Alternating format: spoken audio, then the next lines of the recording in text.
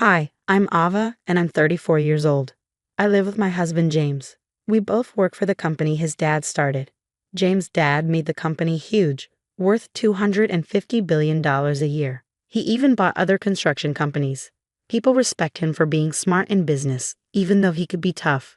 James is supposed to take over, but he's not tough like his dad. He's kind, but sometimes too unsure.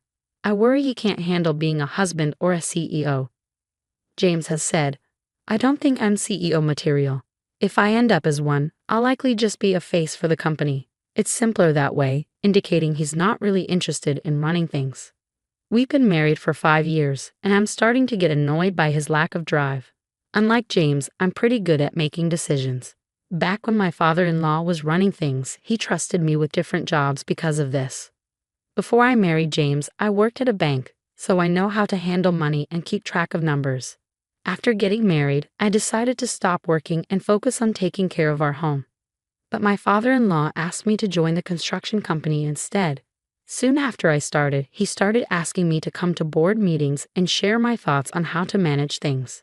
At first, the board members weren't sure about having the founder's daughter-in-law in important meetings. But as I kept giving useful ideas, they started to listen to me.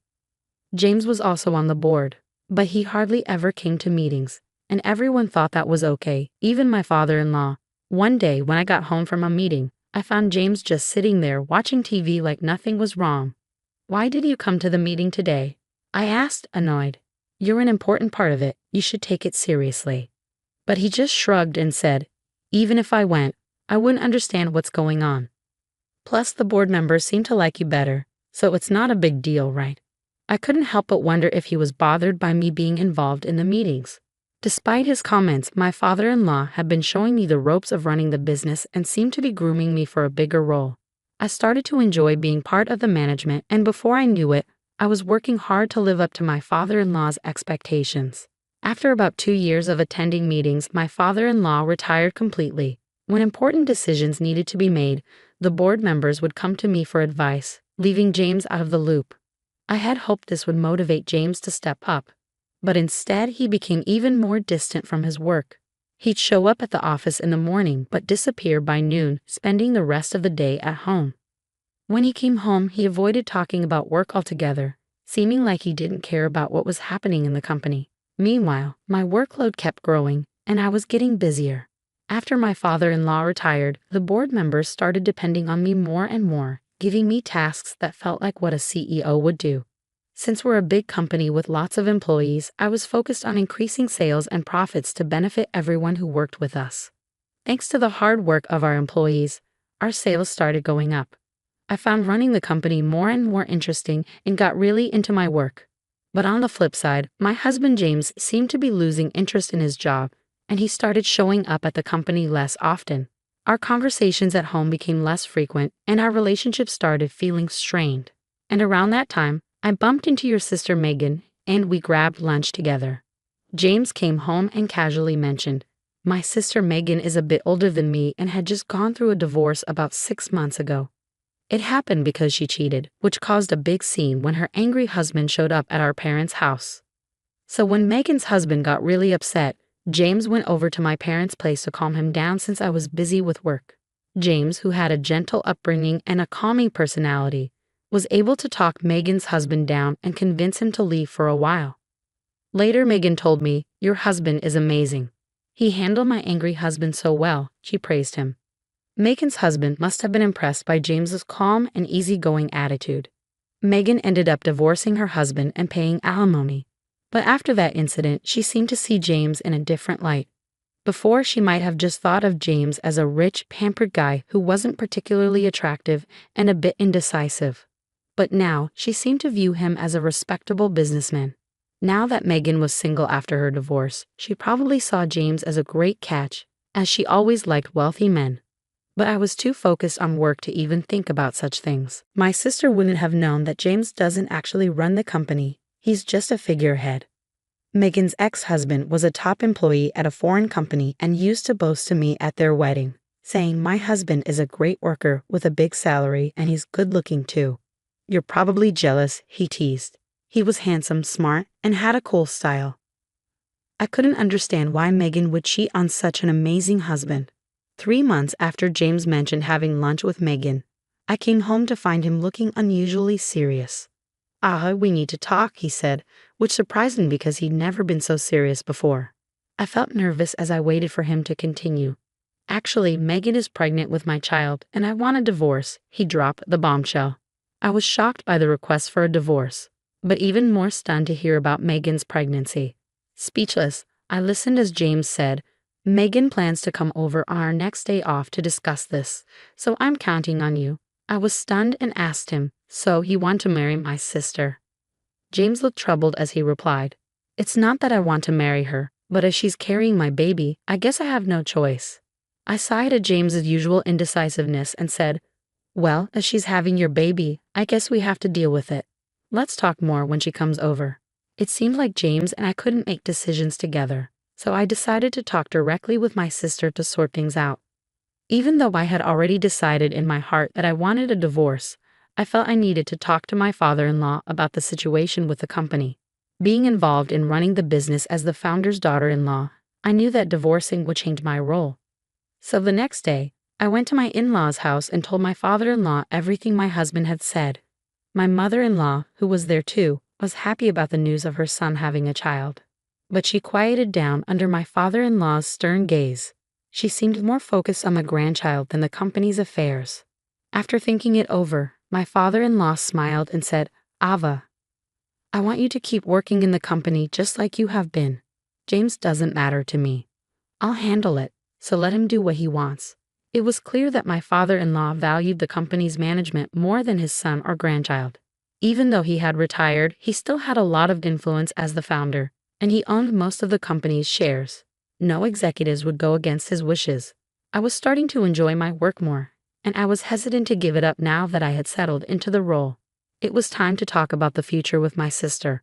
On my day off, she came to my house with a big smile and said, Ava, it's a shame you couldn't have a baby. I'll give you a lot of money for consolation. Please leave this house as soon as you can, she said triumphantly. My husband sat there silently, not saying a word, even though he was the one who caused all the trouble.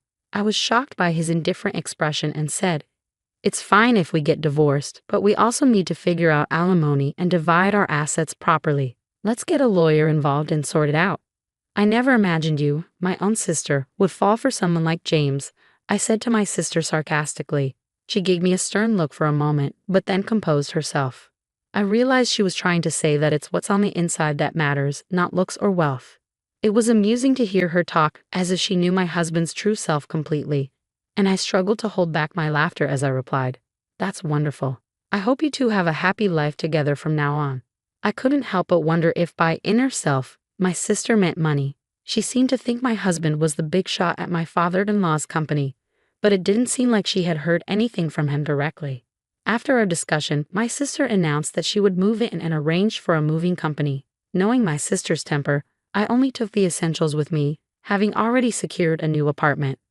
I also hired a lawyer and prepared documents for property division and alimony claims. The next day, after moving out, I began negotiations for alimony and property with my husband and sister, with my lawyer by my side. My husband remained indifferent, while my sister did all the talking. I'm willing to pay whatever alimony you ask for, so take your time to decide, my sister said. Upon hearing this, my lawyer decided to pursue alimony from my sister as well, not just my husband. My sister was already paying alimony to her ex-husband in installments, so my lawyer had warned that it might be difficult to claim alimony from her. Since my sister offered to pay whatever amount I wanted, I decided to go ahead and make a claim. During the property division negotiations, my sister eagerly pointed out, this mansion belongs to James's family, so it shouldn't be included in the property division, right? The lawyer replied calmly, this building and the land are owned by the company, so it's up to the company to decide.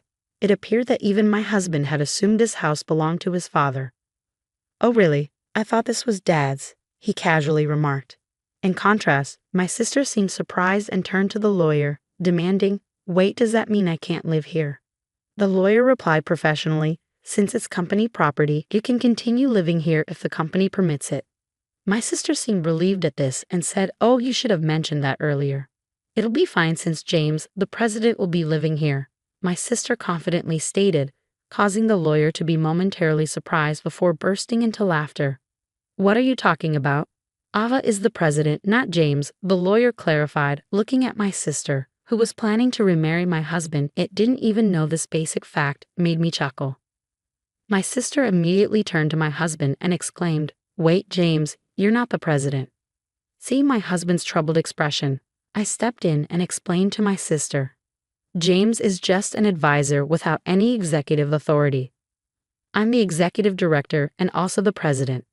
Our father-in-law, the founder, used to be the president, but he appointed me as executive director and then president when he retired. The other executives supported my performance and there was no opposition." Meanwhile, my husband, due to his father's arrangement, was receiving an executive salary as an advisor without any executive power, which was more of a disappointment than a true position of authority. Even though he was technically receiving an executive salary, since he wasn't actively working, it was even less than what a regular employee would earn. Therefore, I was the one covering all our living expenses. My husband, who had little interest in our household finances, didn't even bother to check whether the house we lived in was owned by the company or by his father. Despite being company-owned, my responsible father-in-law had always charged me rent. Although I considered it a standard rental arrangement, the lawyer, still chuckling, asked, "Can we continue to charge James rent for this house?" My sister reacted strongly to the idea of rent, saying, "Rent? Why should James pay rent? Isn't it the company's property? Let's just let him stay for free." The lawyer then presented the rent amount, which caused both my sister and her husband James to be taken aback. "I guess rent for a house this size would be high. I can't afford that with my salary," he admitted. His executive compensation barely left him with any extra money, and paying that rent would make covering their living expenses even more challenging. Over their 5-year marriage, James had depleted his modest executive compensation entirely. My own salary had been swallowed up by the exorbitant rent and living expenses, leaving us with little in terms of assets. Splitting what little savings we had was the only option for dividing our assets. After the lawyer departed, my sister, now aware that the grand mansion she had envisioned was merely rented, looked utterly crestfallen, staring into space. James, as usual, wore his trademark grin. I suggested, "Why don't we leave this place and move back in with your parents? Your mother was thrilled about the pregnancy news." James agreed, but I couldn't help but chuckle at the irony of having to consider the opinion of a man who was soon to be my ex-husband. While I pondered whether this unreliable man was capable of raising a child, I ultimately decided it wasn't my concern. Turning to my sister, who seemed to have forgotten about her own alimony, I asked, "Are you all right with the alimony arrangement, sis? You seemed so confident earlier, but you're also paying your ex-husband, right?" She was taken aback, her expression snapping back to reality.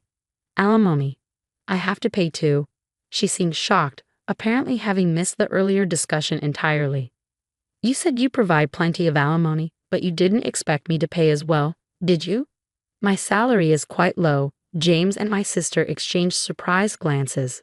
Though not a lawyer, observing these two made me want to burst into laughter. I had already gathered signatures on the divorce papers and alimony requests. Although it didn't affect me much, witnessing James and my sister in this state was rather pitiful. My ex-husband, now remarried to my sister, had moved back to his parents' house, just as I had predicted. However, it seemed that there were constant arguments between my sister and my in-laws. The root of the conflict was the lie about my sister being pregnant with my ex-husband's child. His mother, hoping for an heir, was furious. My father-in-law, who had always harbored ill feelings towards my sister for stealing his son from me, hadn't even spoken to her.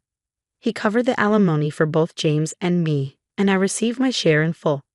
However, witnessing this, my sister pleaded with him, "Dad, could you also pay my alimony?" His response was sharp, "I have no reason to be called Dad by you," clearly enraged. Failing to achieve any of her desired outcomes, my sister fled from my ex-husband's family home without a word and disappeared. She had essentially remarried her ex-husband just to shoulder the burden of alimony, which seemed incredibly foolish to me. My ex-husband appeared to entertain thoughts of reconciling with me, but his father sternly rebuked him, saying, "You're not even capable of taking care of yourself, let alone a family." Even if he begged, I wouldn't consider getting back together with him. His betrayal of my sister shattered any trust I had in him, and his indifferent demeanor only fueled my disgust. During our discussions, he was stripped of his executive position and now works as a temporary employee. Meanwhile, I've remained the CEO, which remains the central focus of my life. I have no intention of remarriage post-breakup. I've maintained a connection with my father-in-law, seeking his advice when necessary. For now, my priority is the company, which I view as a marriage dedicated to the well-being of my employees.